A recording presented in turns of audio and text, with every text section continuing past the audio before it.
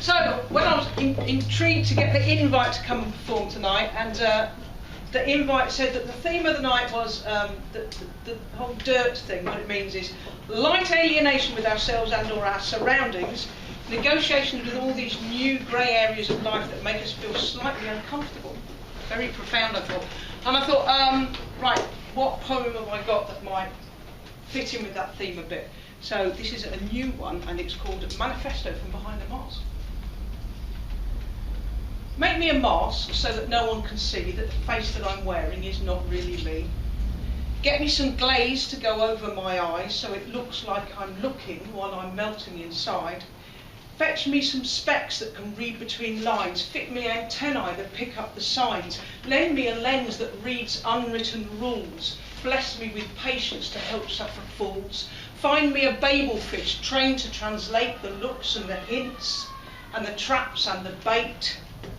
Arm me with ammo so I'm never caught in the crossfire of banter without a retort. Fit me a filter to sift out distraction. Teach me a trick to predict a reaction. Create me a coat like the back of a duck so that nothing will stick when they throw enough muck. Install me a switch that can turn off my thinking, considering, probing, deciphering, linking. At least fit a dimmer or a slow-mo or pause to turn down the volume or close all the doors. Give me that gift that they call inhibition, so I know when to hush and reserve my position. Program an app that decodes all the crap. Build me a bridge across the processing gap. Alternatively, make me a world where not every place is buzzing with noise or invading my space. Set up society so you can converse and I can obsess and neither is worse. Where statements are clear and where reasoning's sound. Where some holes are square because not all pegs are round. Where life on a spectrum is not to be feared. Diversity's normal and no one is weird. Ditch the requirement for all to conform. Broaden our meaning of what is the norm. Change the arrangements. Compete rather less, cooperate more, reimagine success. So when living's a right, not a gift or a perk, and we're working to live, we're not living to work. Where skills are acknowledged, where talents are freed, from each by ability to each by need. Design a fresh start, where there's room to relax, to think, to create, to heal up the cracks. Agree some new rules so we all have control of our workplaces, life spaces, world as a whole. A future where fear, hate and bullying stop. A system where people, not profit, come top. Surely it isn't too much that I ask, but until we achieve it, please make me that mask.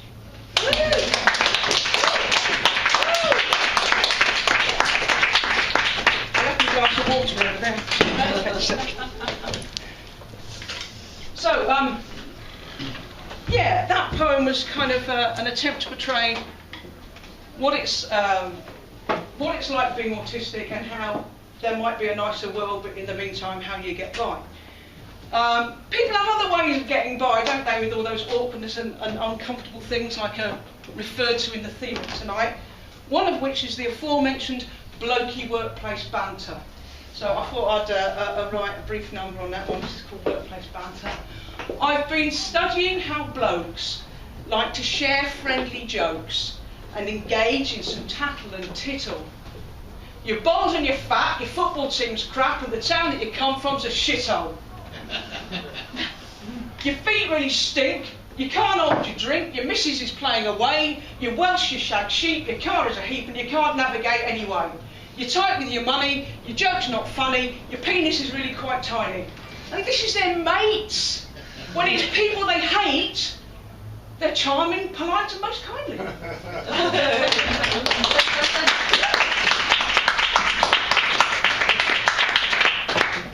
Right, topical news item. Are people familiar with the case in America of the person who filmed a copper shooting a black guy who was running away from him, shot him dead, and he was caught on camera by people, right? And this copper, unusually for America, is actually going to be charged with the murder of this guy. So I'm thinking ahead to how that particular court case might play out.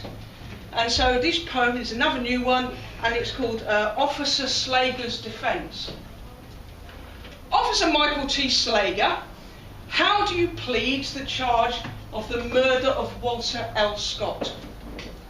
I plead not guilty on the grounds that it is well established that it is lawful for a white cop to kill a black person. I plead not guilty on the grounds of provocation. He was black in a public place. How is a responsible officer supposed to react?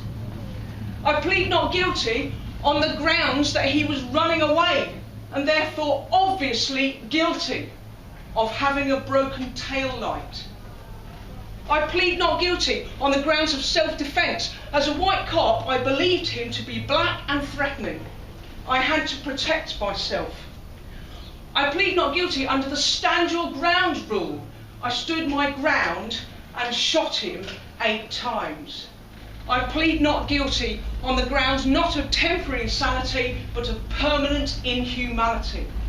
I plead not guilty on the grounds that it is well established that it is lawful for a white cop to kill a black person.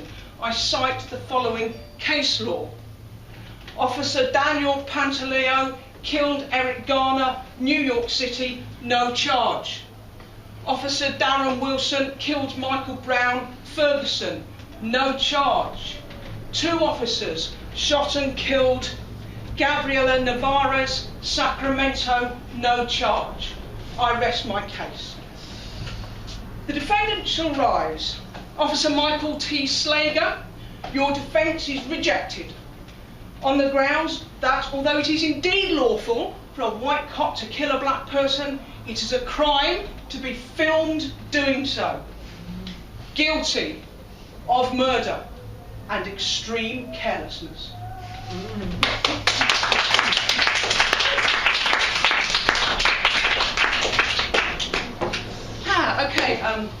Still on the serious subjects.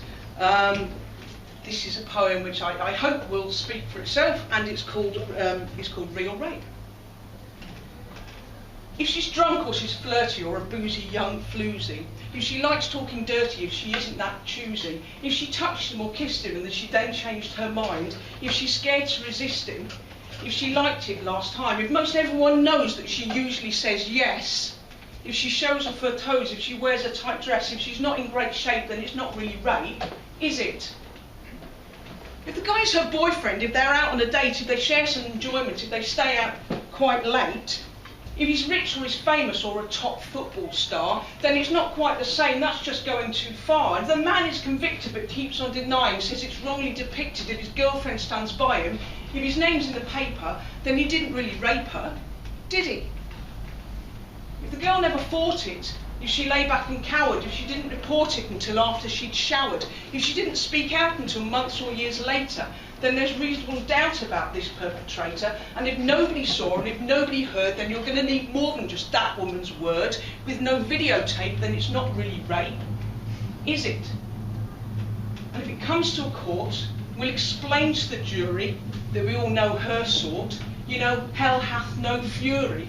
She's just angry and bitter because he's dumped her and left. It's not like he hit her, she's just sad and bereft. If she's mentally ill, then you cannot believe her. She's forgotten her pill or she's scared that he'll leave her.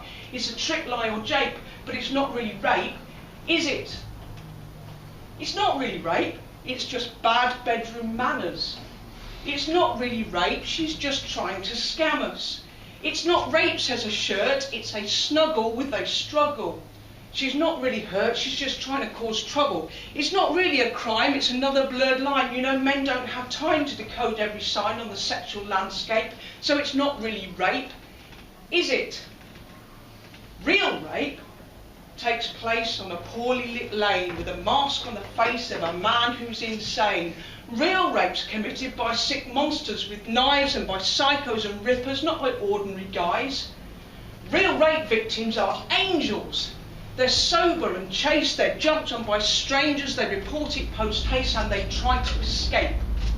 We'll accept that's real rape. Please, let's stop making out that some rapes are worth less. or they somehow don't count, as the slogans will stress that wherever we go and however we dress, the word no still means no, only yes can mean yes. If she says neither word or you can't really tell, then she hasn't concurred, and so that's no as well. It's consent seals the deal, and without it, rape's real. Thanks.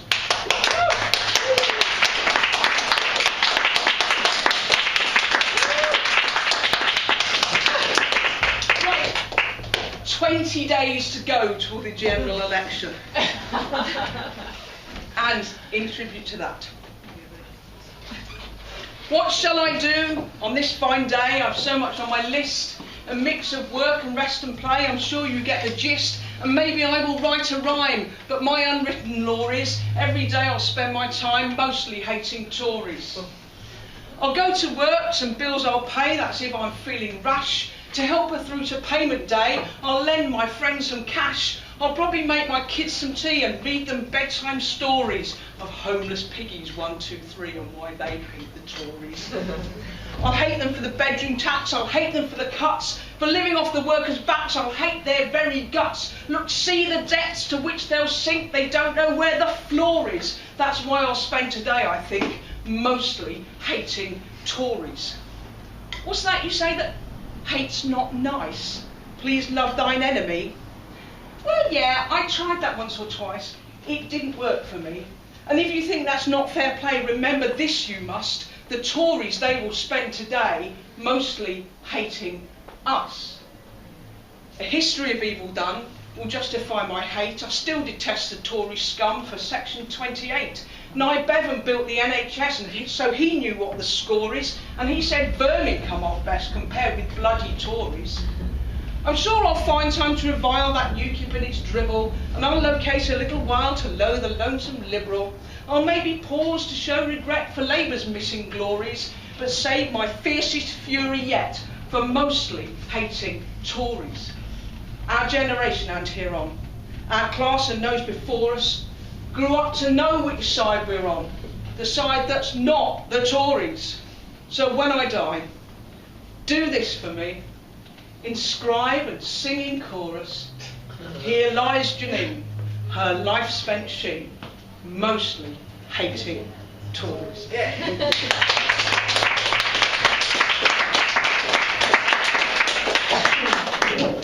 So I generally like to progress from a poem about hating Tories in general to a couple of poems about hating specific Tories. So we'll do a quick one and then a sonnet.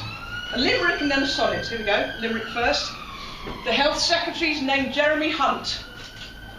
He sits on the benches at front. It would, inter alia, insult female genitalia to call him a vile Tory cunt.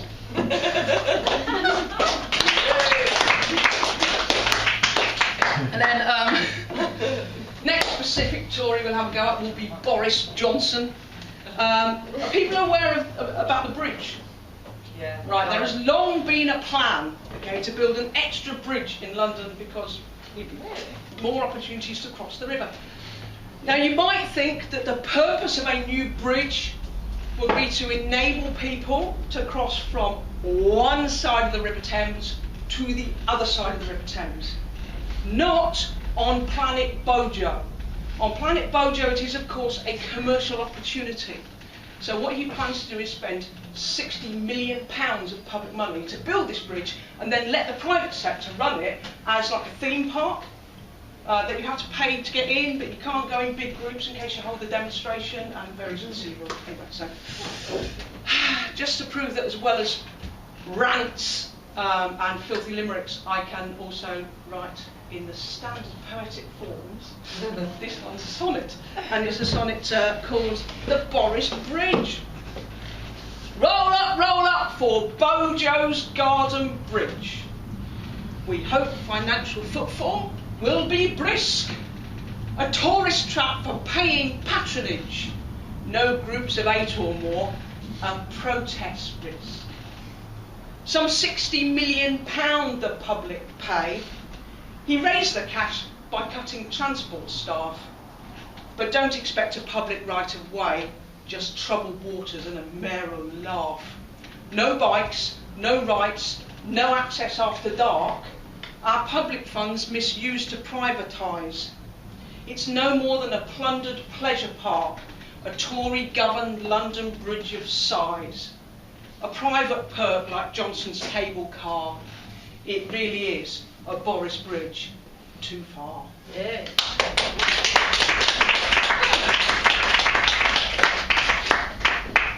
And finally, because I think my time's nearly up, I'm going to do another new one. And again, I suppose I'm trying to, as I try to start on the theme of what tonight's about, it's a little bit, I hope, related to the theme. And related to kind of doing spoken word and poetry and stuff and finding your voice. And it's called Spoken World. She chose a day to cast away the gag she wore on words she'd say. She booked the date twice underlined, the day she set to speak her mind. She told the shop she's not impressed with 2-for-1s or more for less. And firm but fair, she told them flat she did not want a drink with that. She told the phone she did mind holding, that she is bored with paper folding. She told the useless referee that was a slam dunk penalty. She called out in her dressing gown to turn that blasted music down. She stared ahead and did not blink. The day she'd say just what she'd think. She told the preacher by the station to quit the hellfire and damnation. She told her landlord rent's not due until he's fixed her leaking loo. She told the rental agent's bloke 200 quid a week's a joke. She told her boss she's off at 3, so call it nauseous lethargy. She's sick and tired of work, you see, and she's got somewhere else to be. Her frown relaxed, her toes uncurled, the day she chose to tell the world. She told a poll that stopped to ask, she has no favourite facial mask, and yes, she knows which way she's voting, so no, don't put her down as floating. She phoned up Boots and Goldman Sachs and told them they should pay their tax. She shouted at the TV crews, celebs and royals are not news. She threw some rage at question time, said joblessness is not a crime. Her deep resolve had starred that date. No mincing words, she told them straight. It felt so good. It felt the best to get these burdens off her chest. Soon she felt a tad frustrated, so righteous, nonetheless deflated. The rent's still high, her pay's still low, she's still ripped off, they won't take no. Her voice had flown on fading wing, it didn't seem to change a thing. However loud she'd shout or sing, the bastards were not listening. Next day she made another choice, to speak in sync with others' voice. They gave their boss a stern rebuff, the pay on offer's not enough. They told the man who beats his wife to get the hell out of her life. They told the council in their town they must not shut that refuge down. They occupied an empty block and socialised the housing stock. They pitched their tents and made it clear they won't allow a runway here. And how her voice was amplified when she and they spoke side by side. They formed an evening reading club, talked economics down the pub, and then they told how they could see right through the false economy, and now they knew their history, they knew a better world could be.